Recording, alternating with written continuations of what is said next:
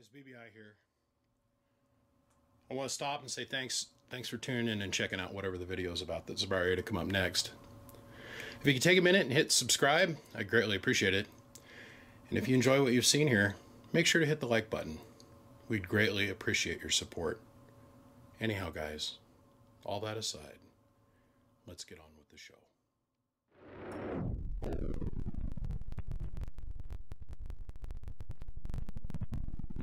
Good morning, boys and girls.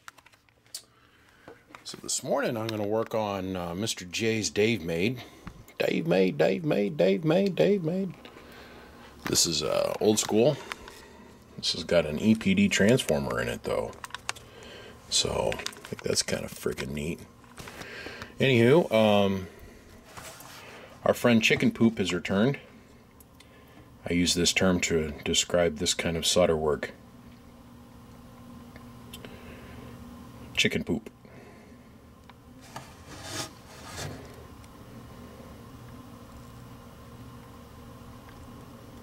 Yeah, it's pretty rough. But we're going to say this about it. Those 4 transistors are working. That's a plus. So the customer states to me that where he lives is a high lightning area, and he thinks that lightning might have whacked this thing. And I say, oh, tisk, I think not. Usually when lightning hits these things, the transistors all go bad. He took it to a friend of his friend took the transistors out, and then he put other transistors back in. That's where the story gets a little bit thin, so I'm just going to leave it right there. We're not going to go any further than that. And he said he'd just send it up here and let me go through it. So let's take a couple minutes and take a quick look at it. Obviously, we got to clean all this solder work up, and we'll go in here and change out all the resistors and stuff.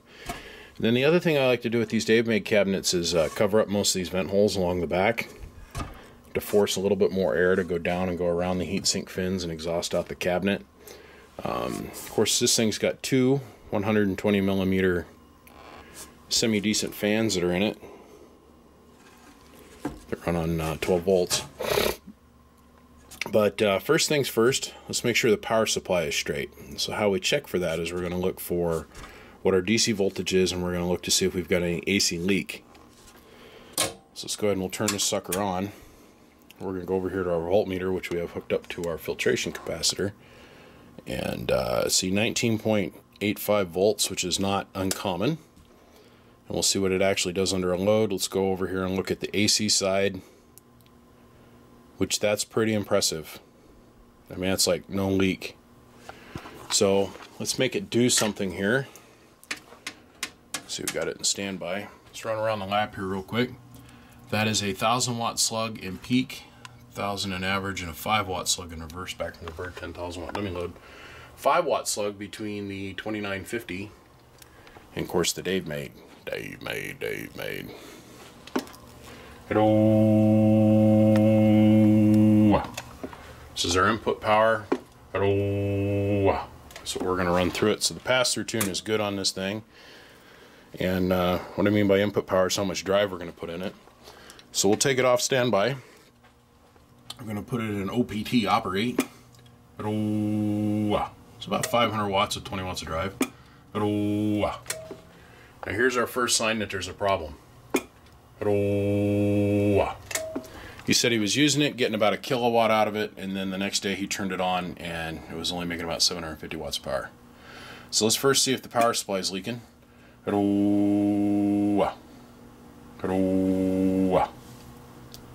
Not teabag, that could be a little bit of RF on the line. So now, let's go over here and take a quick look at our voltage. Which isn't bad. It'll drop down once we put some more drive in it. Okay, so they're showing us that our input reflect is high, which can be a couple different things. But before we go any further and jump too far off the diving board into the deep end of the pool, I want to go in here and I want to clean all this up. I want to make sure the transistors are actually down against the heatsink tightly, because when I'm looking at it on the FLIR here, I can see that this transistor here and this one here are getting a teeny bit warm, but usually that can be indicative of something else, like we've got to go and check this capacitor here, this little brown guy here, the output tuning capacitor. Because the airflow is set up thusly that in this cabinet where most of it goes out those vents right along here, and not a lot of it goes across the heatsink or the components, these things have a tendency to get hot after a short period of time and melt down. This thing is in a really good condition though, other than our buddy Chicken Poop who showed up. I understand this. What causes this is usually the guys don't have quite a big enough soldering iron when they go to try and solder down the transistors, and so they'll just kind of peck at it. They'll get a little puddle of solder at it and they'll peck at it. This thing's obviously working, so the transistors are in there well enough to make electrical connection for the most part, but how good that connection is the questionable bit. So we're going to pull these flybacks out, we're going to pull this resistor off, pull this resistor off. I'm not showing any heating on the output combiner resistor, and I'm not showing any heating on the input splitter resistor, the balancing resistor, which helps push the actual unit, the 2-to-1, down to 50 ohms. I'm showing some heating already even at a couple hundred watts. And these caps, which could be another sign, our input reflect being so high, if these caps, there's two, I think I'm assuming these are probably 500s. No, that's exactly what they are. For a total of 1000 puff. If either one of these caps has lost its value from heating, overheating, and lost their ability to couple to ground, or couple through each other, otherwise reference to each other, that would definitely cause our imbalance issue. 9 times out of 10 it's this here, but because we're looking at this style of capacitor in this placement over the output transformers, I have a tendency to think that our imbalance is going to be somewhere in here, but it's not showing up in here in the resistor. So first things first, let's take Uncle Chicken Poop out of here. We'll get this cleaned up and then we'll go on to checking other things. Well, we got rid of Uncle Chicken Poop. He went on down the road. So we got all this cleaned up. So it's actually straight now. And we went around and torqued up all the transistor screws. So next step is while we got everything apart, we're going to go ahead and start checking some caps. So let me get the caps pulled and let's start looking at everything there first. We'll be back. Well, capacitor number 1 is at 730 puff, which is 225 puff low. And cap number 2 is, drum roll please, 679 puff, which is almost 300 puff low. So we found our problem without having to go too awful far. It wasn't the transistors, it's the swamping capacitors. Let me go over to my drawer of things and let's get some good caps up in this thing. Yay, good caps. Man. Okay, so this is the 270 puff capacitor for the input tune, and it's reading about 170 puff. So I went ahead and I replaced the 270 puff. I checked this one, we're at about 140 puff, so we're really close. Had to replace these two capacitors, put metal clads in their place, kicked Uncle Chicken Poop out of the situation, and yeah, let's check this out. 1000 watts in peak, right? So the same 20 watts worth of drive. Turn the amp into operate.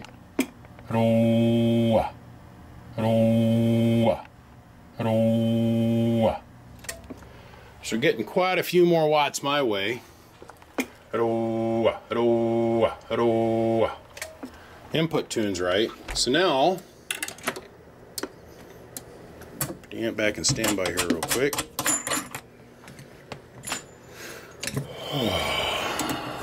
And let's see.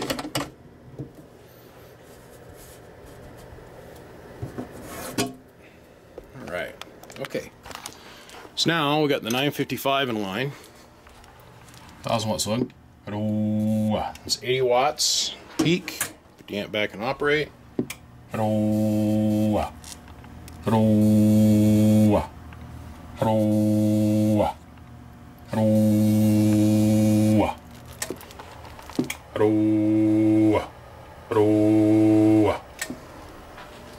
I'm happy.